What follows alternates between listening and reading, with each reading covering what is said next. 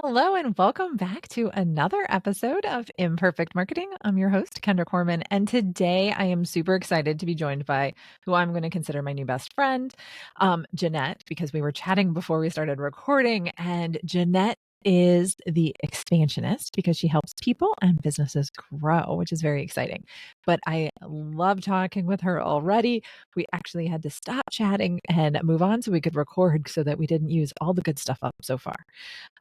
But she has over 40 years of strategic planning, sales, and marketing experience. Yes, she started when she was 7. She is a contrarian, which just means that she focuses on what really works for entrepreneurs, which I personally love because not everything we read on the internet is true. I should say most everything we read on the internet is not true, but she's done her time in the corporate trenches in roles ranging from print shop press operator, very cool, to VP of professional services. So she is not going to stray again from her first, last, and only true love of showing business owners how to make a meaningful difference and magnificent living. I love that. She brings her 30 plus years of personal transformation facilitation and coaching to bear, and getting the 4 inches between your ears working so that your life and business can work together beautifully. It's so awesome. Thank you so much for joining me, Jannette. Hi there. I'm so happy to be here. And yes, I was writing down notes when we were chatting, and I wrote down sister from another mister. No, I was like, oh my gosh, we're so on the same page. I love it. Now, don't Exactly. get me wrong. I love disagreeing with my podcast guests too, Yes. because I think that there are, again, marketing's imperfect, right? So Hmm. there are always different viewpoints, and not all of them are right or wrong. But Jannette and I think, have a lot of similar views right now. So, which is very cool. Now, Yes. you have a nickname, the Why Hmm. Whisperer. Why is Yes. that? Well, it's because I believe your why you do what you do, is so important. It's part of the three whys and a what, which I'll come back to in a second. But some people call it purpose or mission, but often those terms are really laden. So I call it your why. I think of it as a thread that weaves through the tapestry of your life. I think it's consistent throughout our lives. And my definition of it is what we're healing from the past and what we long for the future, for ourselves and others. So what we're healing from our past and what we long for the future. And that's what we are exploring, healing, working on, providing for most people. That's what motivates them in their business. It's what they want to fix in the world. It's what they see. It's what they, pick up on. And even though at our core, many of our purposes are very, very similar, our flavor of it is different, and how we perceive it and how we live into it is different. So that's what I call our why. And my personal growth background of facilitation and teaching, coaching, certification programs, and so forth has me. One of my gifts is that I can hear longing. I listen for the longing, and that allows me to help people really tap into their why, which I think is really important. It gets us out of bed in the morning. It really significant in our marketing because it differentiates us. I was at a meeting once. There was a networking meeting. There was about 35 women in the room, and 5 of them were shamanic coaches. 5 were doing exactly the same thing in a very specific niche. And every one of them that I asked, what do you do? They said, I'm a shamanic coach. Now, how would I pick one? Like, how would I know what the difference is between them? How would I even know what that meant for most people? And then how would I pick? So people don't buy what we do, they buy why we do it. That's what they resonate with first and foremost. So that's what we should be leading with in our about us, in our bios, and all of that, so that we differentiate ourselves. Because without that, then we're just in a sea of sameness, and that doesn't work when you're in business. So that's part of why I think our why is so important. It allows us to stay aligned, on track with what's meaningful for us. I call our stand our current expression of our why, and our stand changes over time. How we live into our why changes. You can live into it as a mom, as a business owner, as a CEO, volunteering wherever. but the why stays consistent, the expression of it changes. So that's my definition of it. I think it's super, super, super important. I think it's really what it helps us stand out in marketing now, because people want to relate to who they buy. Yes, we're in a global marketplace, etc. And so it can be easy to become a commodity. So you got to use every advantage to stand out and differentiate. And that's a big one. No, I think that is so true, because you do have to differentiate. You do have to target. You have to be talking to that one person, Mhm. that's going to connect with you. Otherwise, you're just talking to no one, right? Yeah, exactly. Speaking of information out there and Yeah. all of the different things that we're putting out there, thank you, AI, which is one of my favorite tools. Unfortunately, I do believe that it is abused by some people, and people are just generating a bunch of junk too. Um, when when we're so inundated with information, should people really be creating content to do marketing? Great question. Um, yes. As much as it may be annoying, as much as there is so much content out there, you said a couple of things there that was very key to strategy. One is it is becoming more ubiquitous because it's easier to generate, but it's also becoming less quality because it's easier to generate now. So yes, because people need a way to get to know you. There are millions of clients available to us now because we're in a global economy. For most people, unless you're in a geographic bricks and mortar kind of situation, for most people, you literally are working globally. So you need a way to attract people to see you, to get to know you, to at least like you enough to get on a call with you so that they can become clients. If you can't do that, then how do you get clients? So yes, you can be seen in terms of speaking, and we were talking about ways to attract people into the top of the funnel. What do you do when events don't work? What about podcasting? What about speaking? Lots of ways to get seen, but there's a difference between getting seen and getting leads and getting engaged leads. And so you can have a list of leads that you buy. Those are leads. Or you can be in front of an audience and get a list of conference attendees, but not all of them saw you. Or if they did, they may not have really like that, not might not be enough engagement. So the difference between a lead and an engaged lead is a lead is someone that you can reach out and contact. An engaged lead is someone who wants you to. So, or who will at least open the email or the thing that you give them or send them. So I love using content, valuable content, to turn leads into engaged leads. So they know you, like you, and are more likely to buy you when they moved into that, where they really have a better understanding of who you are and where you're coming from, and most importantly, how you can help them, because they don't really care about us. They really just care about what can you do for me. Exactly. People don't care about us. Hmm. They don't care about you. And I don't mean that to be mean or to say something derogatory or anything Yeah, like that. We just exactly. don't have time. Yeah, It's all what's in it for me at all exactly. times. And so if there's nothing in it for the reader, stop and move on. Or the listener or the watcher, whatever it happens to be, right? Exactly. And so, for instance, I always tell all my clients, and I can tell you probably say the exact same thing. When someone asks you, what do you do? For the love of God, do not answer that question. They don't really care what you do. What they're really asking is, what does what you do for me? Answer Mhm. that question, they'll lean in. Answer the question they asked, and they'll glaze over and walk away as soon as they can. So, and please don't lead with credentials like I'm an author and a speaker and a blah blah blah, because then I have to listen to 2 or 3 sentences of stuff that really add zero value because you and everyone else and their dog, and isn't about me, so therefore is far less interesting, and doesn't answer the question of what is the value you provide, because being a speaker provides no value to me, not in that moment. So answer the question, what does what you do for me?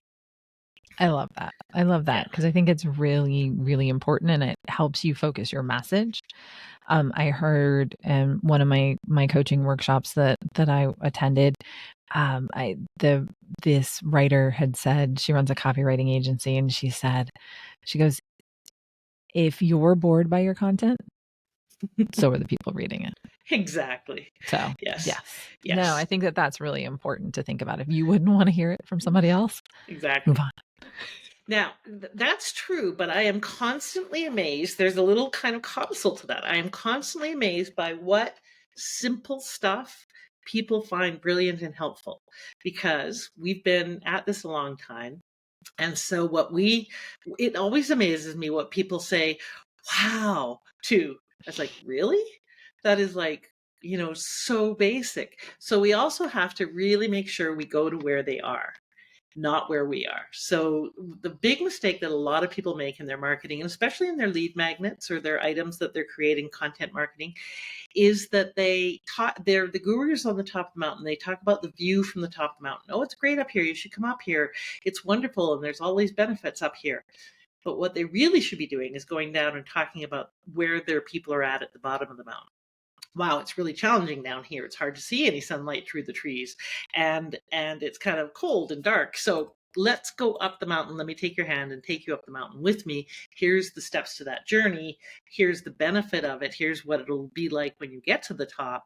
And here's why you should pick me to take you up the mountain. So that's the 3 whys and a what. Why do you do what you do? Why should I pick you to work with? Why do I need what you have? And then what the hell do you sell, and how do you package, price, and position that? So I think that in your content marketing, go to where they are, address the top of mind problem, and don't overcomplicate it. A lot of things that a lot of gurus do as well, or experts in their field, is they address the underlying need instead of the presenting pain. And so that's a big problem, because people don't know they don't know what the cause is. They just know the effect on their life.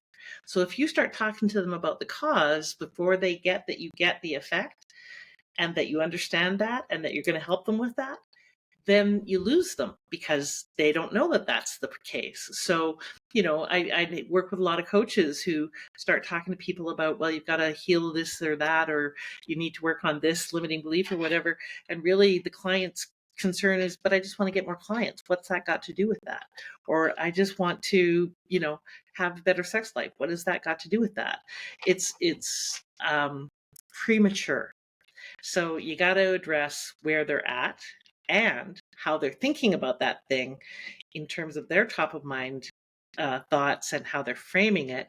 Best way to do that is to ask them, talk to them, get their language, and then use that in your information-based marketing with some of the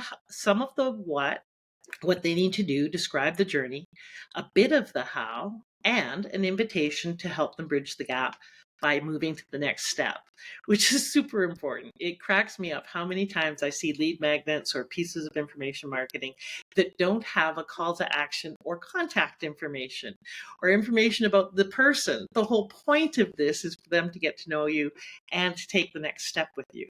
So please make sure whenever you create anything or put anything out, you put a way for people to reach out to you in it, because I'd say at least 50 to 60% of the time that's missing, which kind of cracks me up, because it's a lot of work to put that stuff together and get it out.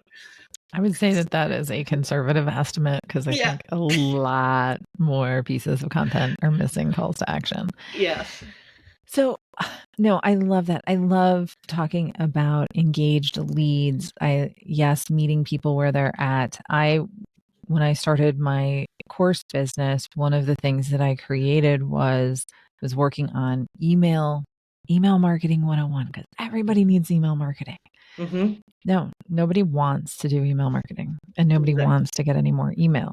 My target audience, after talking to them, they wanted to know how to grow their list. Yes.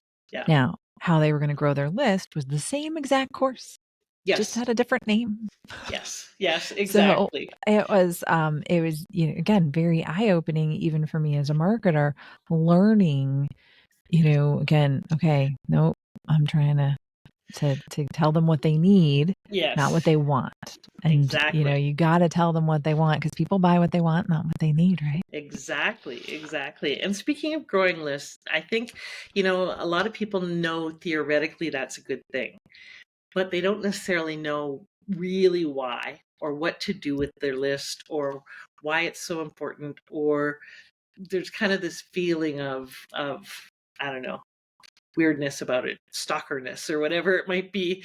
And so what I want to say is all that means is we have influence where we impact people based on kind of the outbound, our capability of being able to reach out to those people. If we can't reach out to them, if we can't get in front of them in an email, in a text, in a webinar, on a stage, then we can't influence them. And influence is not you're being of service, you're helping solve a problem, whatever that may be. And so you can't do that if you can't get in front of them. So building your list is a fundamental way to create the ability to get in front of people consistently in a way that provides value to them so that you can help them solve the problems that you solve. If you don't have a good email list and or social media list, but email is better, it's more direct, then you can't reach and influence as many people.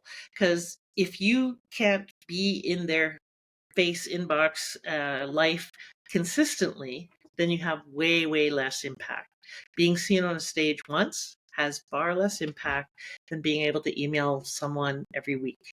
And so building a list is probably the most fundamental thing that every business owner who is not making the amount of sales that they want to make is, I guarantee you probably do not have a big enough list. I guarantee you that's one of the problems is you don't have enough influence.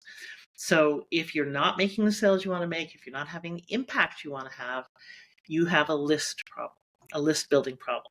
So information marketing is one way to do that. Giveaways is another way, being on summits. There's a bunch of different ways that you can build your list. Hosting giveaways and summits is another way. It's far better, and you'll get far more names if you host something rather than just are a guest on it. But it's also a shit ton more work and expense. But, it's dependent on where you're at strategically. So I think that, yes, the long-winded answer to your question is information marketing does still work if it has quality, solves the need that they have and that they're aware of, and is easy to consume. We were talking earlier about the attention span of people for podcasts. Basically, you need, I call it the toilet test, that if they can't consume it while they're going to the bathroom, chances are it's too extensive. And I am one of those people that tends to over deliver too much value, too much content, and that comes out of insecurity. I have to give more in order to deserve more, earn more. Even though I've been doing this for 40 years, it's still there. It's still a habitual thing. And more is not always better. Consumable is better than a ton of value that doesn't get consumed. So I like that. checklists, things, quick little scripts, things that are usable, applicable. It can be ebooks and so forth, but don't make them fluffy. Don't make them, common sense. Well, common sense, not that common, but don't make it really, platitudes, full of platitudes and stuff. Give them some tangible value. If you're going to make them do the work of reading an ebook, make it worthwhile. So one of the things that I really like that you said is that you have to be able to influence people. So again, not in a shady way, but you have to be able to reach them, to stay top of mind, to be there. Because some of us have longer sales cycles, right? Mm-hmm. People, they start thinking about it, then they start talking to you. I mean, some sales cycles can be a year, right? Mm-hmm. And you need to be able to stay in front of them so that somebody else doesn't get there too. And one of the things that I thought was interesting. So earlier this year, a friend of mine who's a LinkedIn coach, Brenda Miller, I've had her on the show a few times. She always provides great information. She ended up in LinkedIn jail. She's a LinkedIn coach. And she was in LinkedIn jail for violating their terms and conditions. And I think that the cause was like she had too many windows open and stuff like that. But and left it unattended for an extended period of time or something along those lines. But the interesting thing is that even people that are experts in a platform, you're at the mercy of that platform. Now, Mm-hmm. luckily, we were all able to find out that she was in LinkedIn jail because she sent us an email Mm-hmm. and had connected with us, and we had downloaded or signed up for one of her courses or something along those lines, but she had a backup way of connecting with us. Mm-hmm. And I think that that's really important. That's the value of having that email and that email list, is the Mm-hmm. fact that you're not at the mercy of social media algorithms and social Mm-hmm. media policies. And I mean, again, you have to remember it's all AI, artificial intelligence that's reviewing a lot of this stuff and deciding whether or not you get thrown in jail.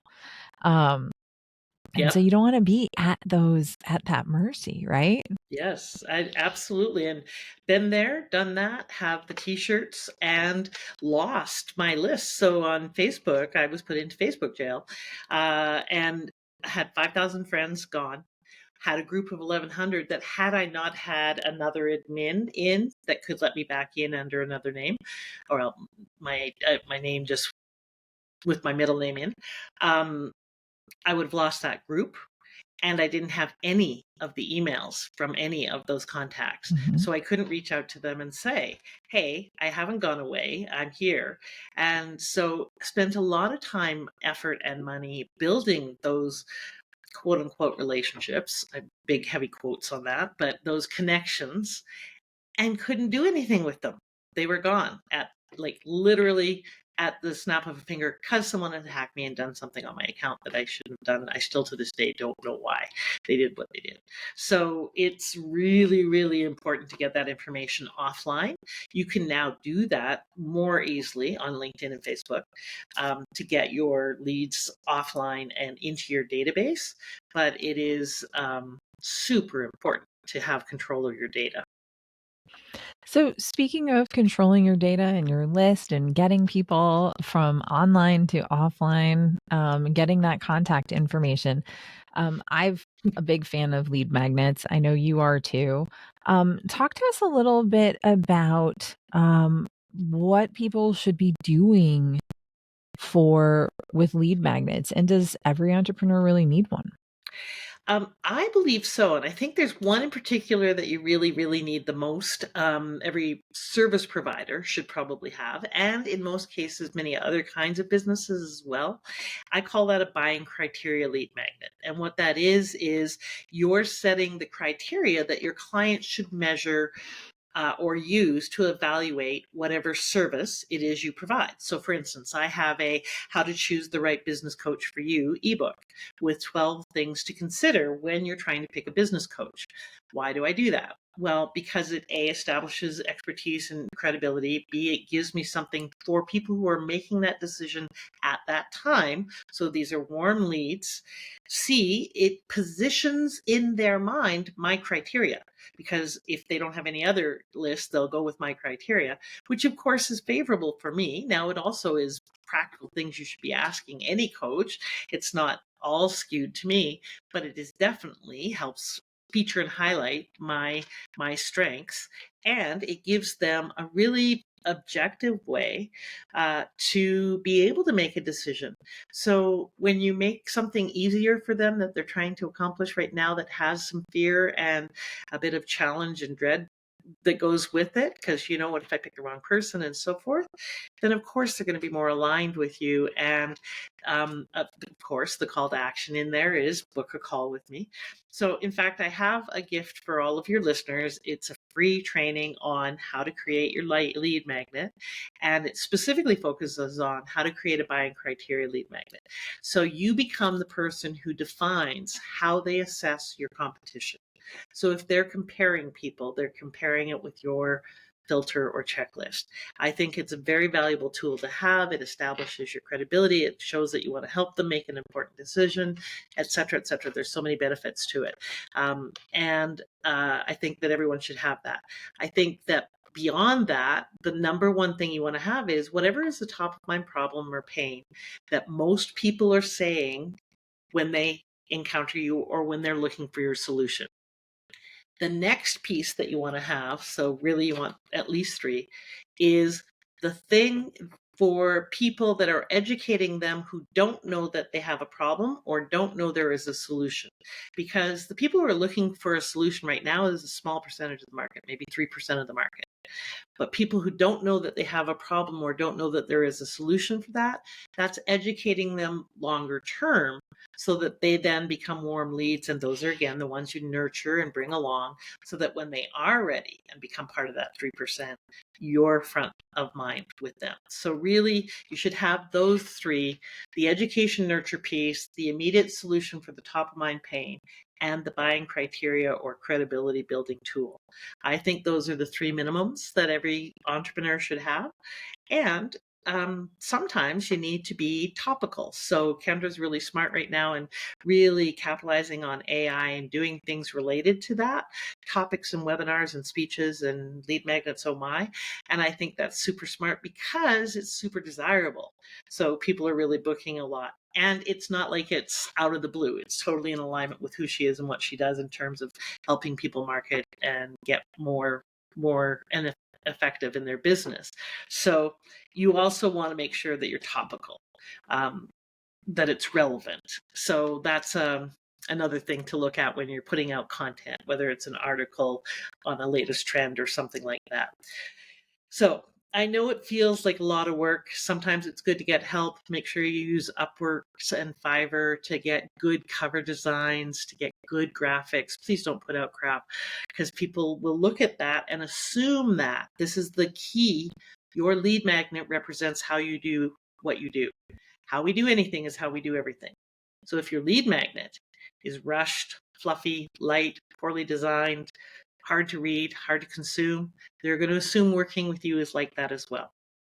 Make it valuable, make it attractive in every sense of the word, and make it something that absolutely they can't wait to get, because then that will get transferred to you.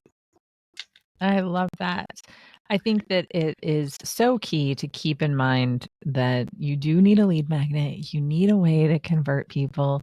I was just at an event a couple weeks ago, and the speaker's like, "Thank you." And that was it. There was no way to connect with them, no way to download anything as a follow-up checklist, nothing. And Mm-hmm. it's like, I we need that next step. What are you Mm-hmm. talking about? What are you doing here? Exactly.